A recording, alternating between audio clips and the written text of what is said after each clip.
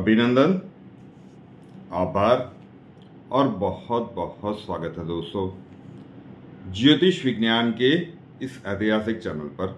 और मैं हूं आप सबका एस्ट्रो दोस्त रुपेन आर शाह। सबसे माइन्यूट प्रेडिक्शन, कोई पॉलिटिकल प्रेडिक्शन नहीं या फिर देश दुनिया में क्या होने वाला है उसकी भी प्रेडिक्शन नहीं। ये आने वाले मई महीने के पहले 10 दिनों की डेट वाइज प्रेडिक्शन। अब चंडाल दोष का वीडियो जब डाला था कि हर लग्न के ऊपर क्या प्रभाव रहा था, मैंने कहा था कि ये चंडाल दोष का प्रभाव हर लग्न के जिस भाव में बनेगा उस भाव में ये क्या नकारात्मकता लेकर आएगा। ग्रहण और चंडाल दोष आपके जन्मांक में जिस भी भाव में मेष राशि पड़ रही होगी उस भाव को वो डिस्टर्ब करेगा।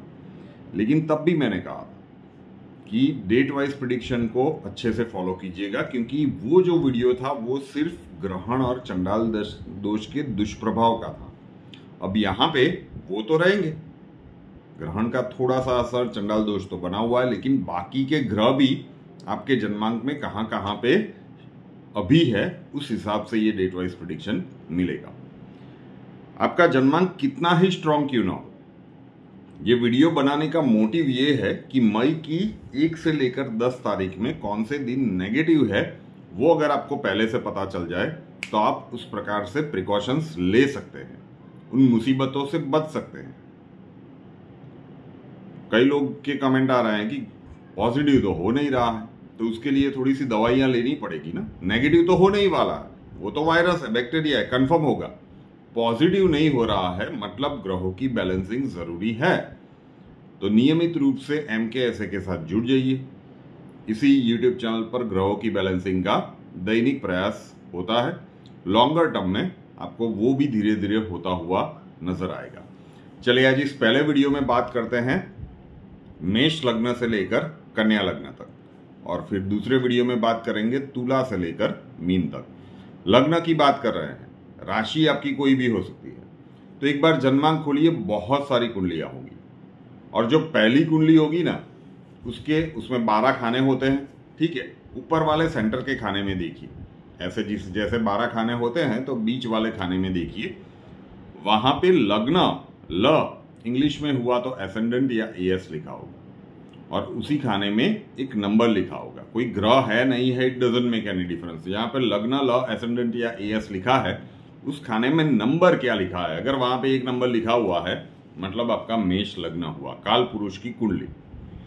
तो मई 2023 1 से 10 तारीख कैसा रहेगा आपके लिए। चंडाल दोष और ग्रहण आपके ही लग्न में लगा है। लग्न का प्रभाव जीवन के ऊपर 70% तक रहता है। तो ये मई का महीना एक चीज आपको संभल के करनी है, अपने गुस्से के ऊपर कंट्रोल रखिए, वाणी और व्यवहार के ऊपर कंट्रोल रखिए। तो फिर मई का महीना आपके लिए जबरदस्त है, काफी अच्छा है।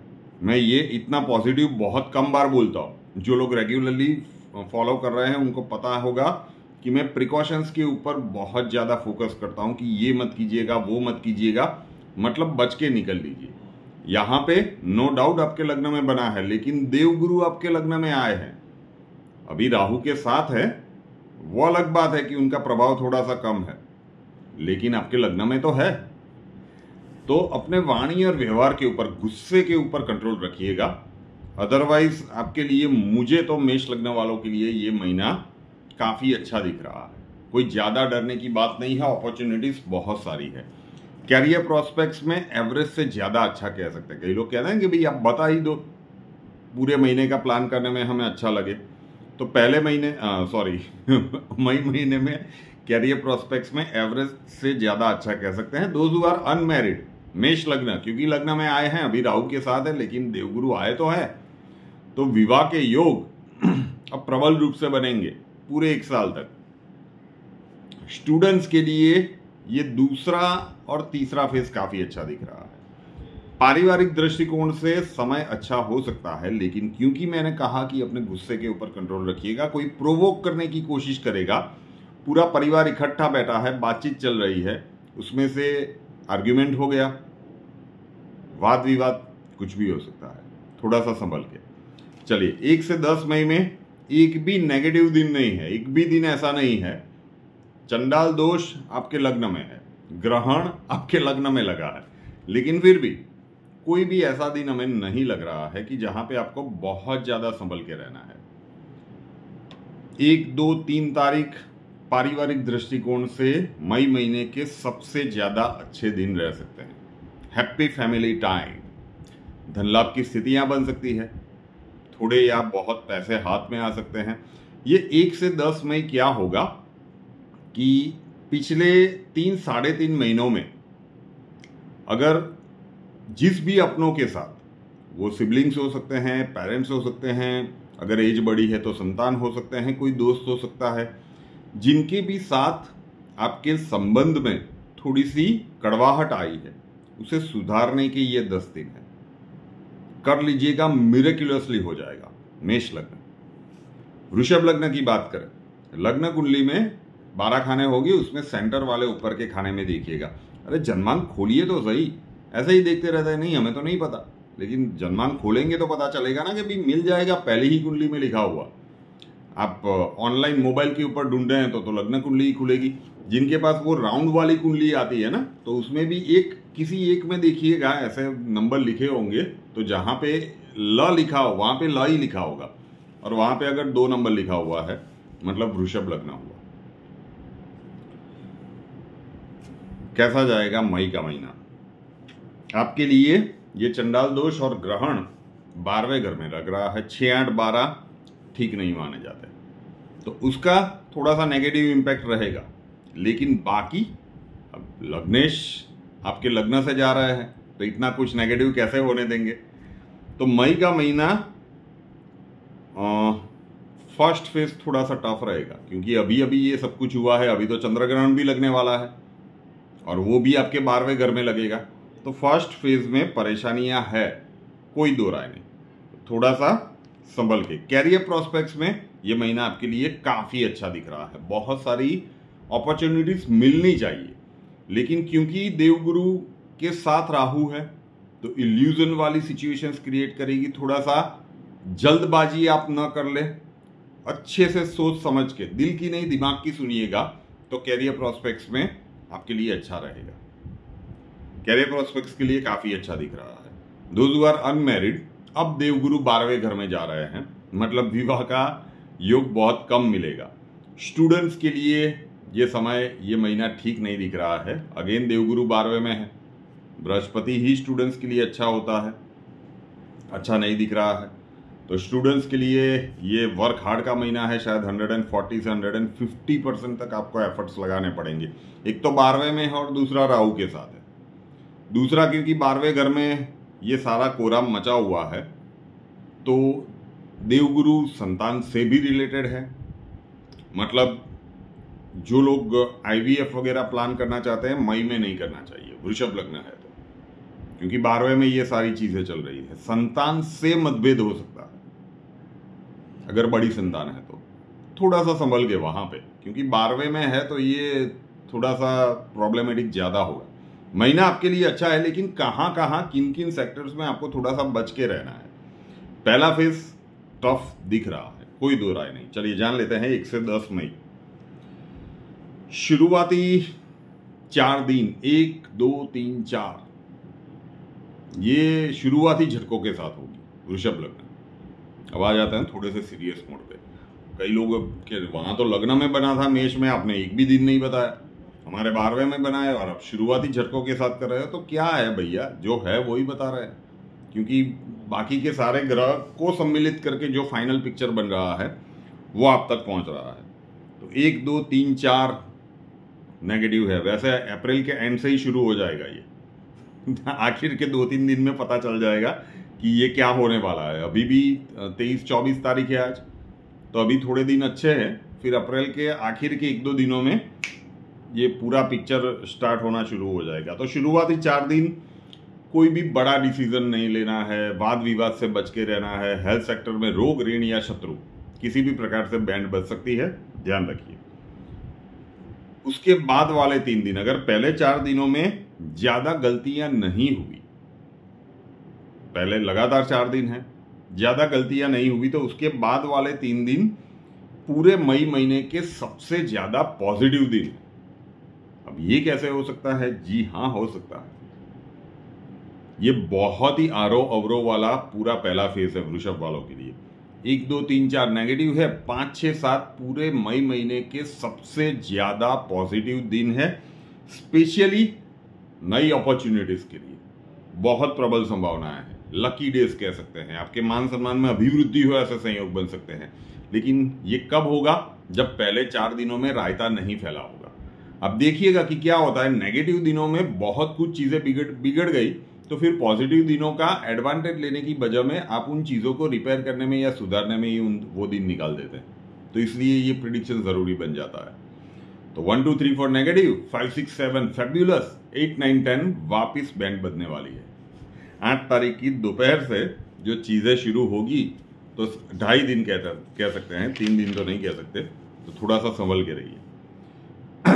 मिथुन लग्न, कैरियर प्रोस्पेक्ट्स में एवरेज कह सकते हैं आपके लिए, मोटे मोटे तौर पे बता देता हूं, एवरेज यस कह सकते हैं। पारिवारिक दृष्टिकोण से काफी अच्छा है। किसी को पैसे उधार दिए हुए हैं, लंबे समय से वापस नहीं आ रहे थे, इस महीने में वापस आ सकते हैं। पैसे अच्छे खासे हाथ में आने चाहिए। क्यों भैया ऐसा होना? भाई शुक्र लग्न में आ रहे हैं, शुक्र लग्न में आ रहे हैं मतलब लग्जूरियस आइटम के पीछे खर्च भी ये करवाएगा। घर की कोई भी लग्जूरी, अभी समर चल रहा है, एसी वगैरह ले लिया, बहुत पैसे इकट्ठे हो गए तो कोई कार वगैरह ले ली, कोई भी मतलब किसी भी लग्जूरियस आइटम के पीछे शुक्र खर्च करवा सकता है। पैसे अच्छे खासे हाथ में आएंगे, उसमें कोई दो राय नहीं। लेकिन मिथुन लग्न है तो इन्वेस्टमेंट, पैसे आएंगे ना तो थोड़ी सी चटपटी आएगी, कहाँ खर्च करूं कहाँ खर्च करूं। अभी जाने दीजिए, मई का महीना आने दीजिए, मई का महीना ये पता चल जाएगा। नहीं, थोड़ा सा संभल के, गलत जगह पे इन्वेस्टमेंट ना हो जाए। और आपके दोस्तों के ऊपर आंख बंद कर भरोसा मत कीजिएगा। मिथुन लग्न इस महीने में थोड़ा सा संभल के, मामला गड़बड़ हो सकता है।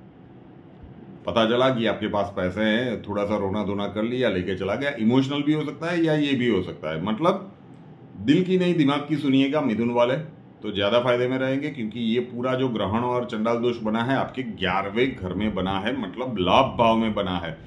एक्चुअली जब लाभ की परिस्थितियां बनने वाली होगी ना, तभी ये उसमें हर्डल्स लाएंगे। एकदम सामान्यतः समझा रहा हूं कि लाभ भाव जब पूरी तरह से एक्टिवेट होने वाला होगा, तभी लास्ट में आते आते चीजें ये बिगाड़ देता है। चलिए पहले फेज की बात करें।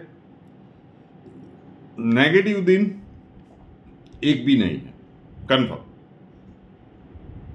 लेकिन जो मैंने कहा कि भाई भ्रमित अवस्था है, कोई बड़ा डिसीजन आपको नहीं लेना चाहिए। ये पूरे फेज में ध्यान रखिएगा, 1 से 10 मई में। वैसे हैप्पी टाइम है। और दूसरा कि ये अभी इसी में 1 से 10 महीने में भी ग्रहण लगने वाला है, चंद्र ग्रहण होगा। चंद्र मतलब मन का कारक होता है, ये इमोशंस के ऊपर ज़्यादा इम्पैक्ट करता है।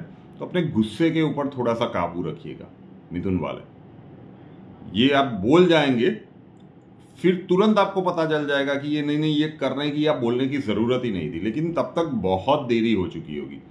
तो स्पॉन्टेनियस बिल्कुल मत रहिए।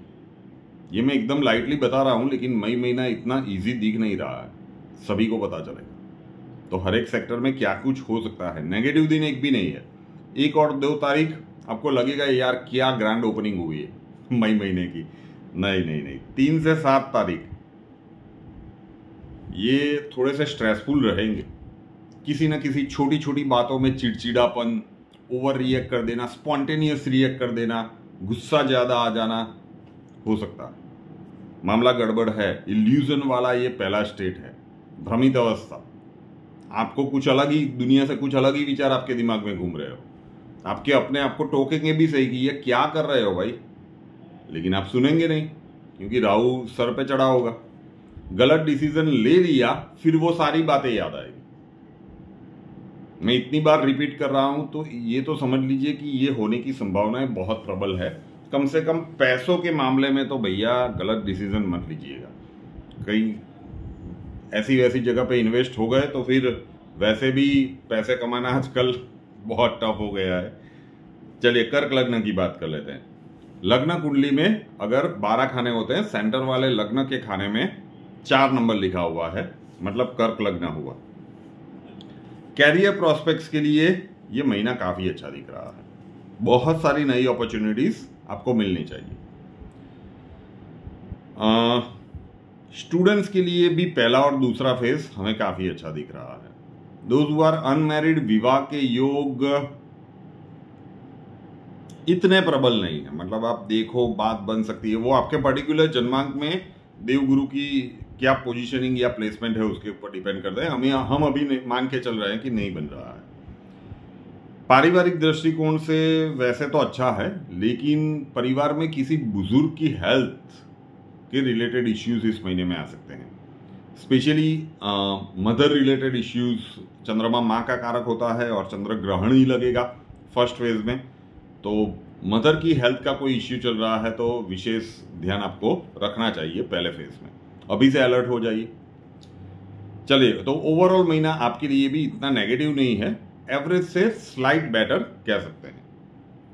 फर्स्ट फेज 1 से लेकर 10 मई 2 दिन नेगेटिव दिख रहे हैं, 2.5 दिन 8 तारीख की दोपहर को 3:30 बजे के बाद, तो आधा 8, 9 और 10, तो 2.5 दिन आपके लिए नेगेटिव है।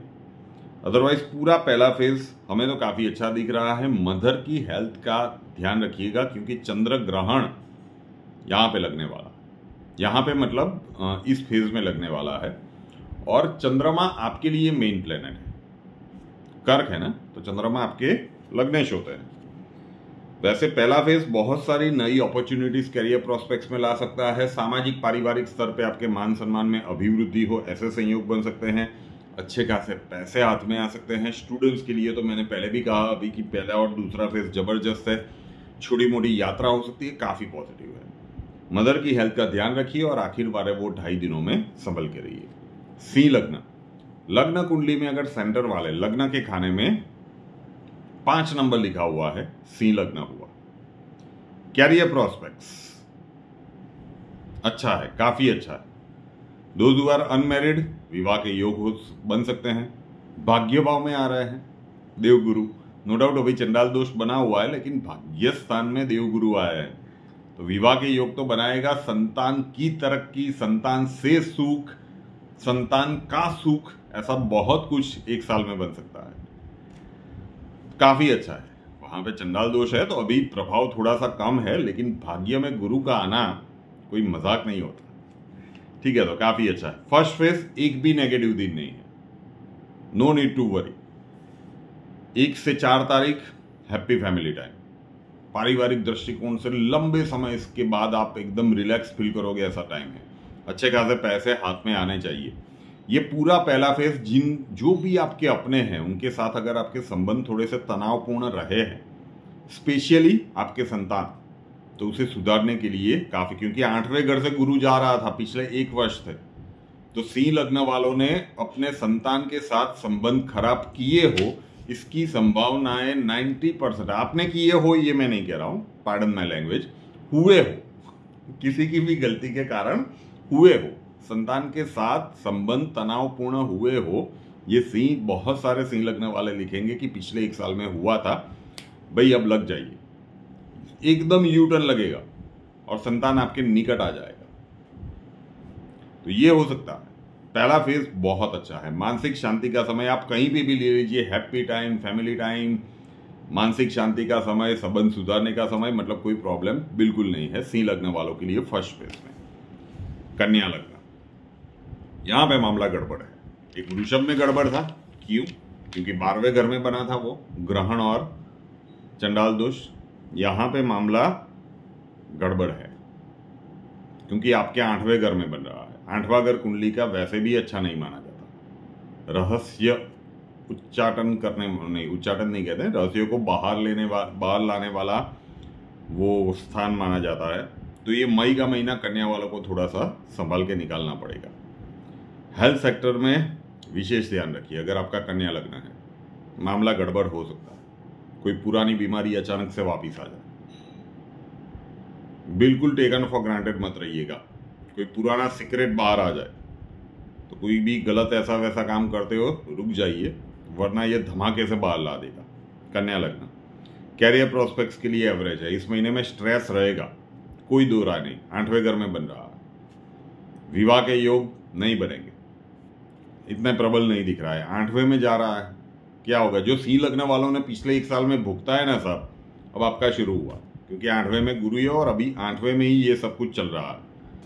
स्टूडेंट्स के लिए भी इतना अच्छा समय नहीं रहा है, मतलब मई का महीना थोड़ा सा डिफिकल्ट है। जब तक राहु है तब तक ज्यादा डिफिकल्ट है, उसके बाद परेशानियां काफी हद तक सुधर जाएगी। तो पहले फेज में टेंशन, डेफिनेटली टेंशन 1 से 10 मई, वैसे भी चंद्र ग्रहण भी लगेगा तो ये लोनलीनेस फील करवा सकता है, डिप्रेशन, चीटिंग, वो नेगेटिव थॉट्स के कारण कुछ गलत डिसीजंस ले लेना, हेल्थ सेक्टर में प्रॉब्लम, गड़बड़ है। वैसे तो मैं 1 से 10 सभी दिन नेगेटिव बोल सकता हूं, लेकिन फिर भी संभल ने अभी ऑलमोस्ट सारी तारीखें मुझे तो नेगेटिव ही दिख रही है। पहला फेज संभाल के निकाल दीजिए, उसके बाद काफी हद तक सिचुएशन सुधर जाएगी। क्यों मैं ये लोनलीनेस डिप्रेशन कह रहा हूं? क्योंकि चंद्र ग्रहण लगने वाला है। चंद्रमा मन का कारक होता है, वैसे भी 8वें घर में ये सारा कैओस मचा हुआ है, चंडाल दोष बना था, ग्रहण लगा हुआ है, अब उससे उलट उस साइड पे लगेगा, तो ये थोड़ा सा लोचे वाला काम दिख रहा है भाई, संभल के। कन्या लग्न वालों के लिए चीजें ठीक नहीं दिख रही है, तो ये मेष से लेकर कन्या वालों का मई महीने का पूरा एक ओवरलुक और पहले फेज का डेट वाइज प्रेडिक्शन। अब दूसरे वीडियो में जानेंगे तुला से लेकर मीन वालों के डेट वाइज प्रेडिक्शन। रूपेनार शाह नाम के इस यूट्यूब चैनल को अभी तक सब्सक्राइब नहीं किया है तो कर लीजिए, साथ वाला बेल आइकॉन दबा दीजिए और उसके बाद 3 ऑप्शंस आएंगे, ऑल के ऊपर क्लिक कर दीजिए ताकि हर नए वीडियो की नोटिफिकेशन आपको सबसे पहले मिलती रहे। और हमसे अगर लाइफ के किसी प्रॉब्लम के लिए सॉल्यूशन चाहते हैं, स्वागत है आपका। व्हाट्सएप नंबर थंबनेल में दिया हुआ है, कॉल मत कीजिएगा, कॉल्स हम नहीं ले पाएंगे। अपना नाम, बर्थ डिटेल्स और प्रॉब्लम्स डिटेल्स के साथ व्हाट्सएप नंबर 9714443110 9714443110 उसके ऊपर लिख दीजिए। अक्षय जी आपको वहां पे मिलेंगे, प्रोसीजर वहां पे समझा दिया जाएगा। नए वीडियो के साथ फिर मिलेंगे। जय हिंद।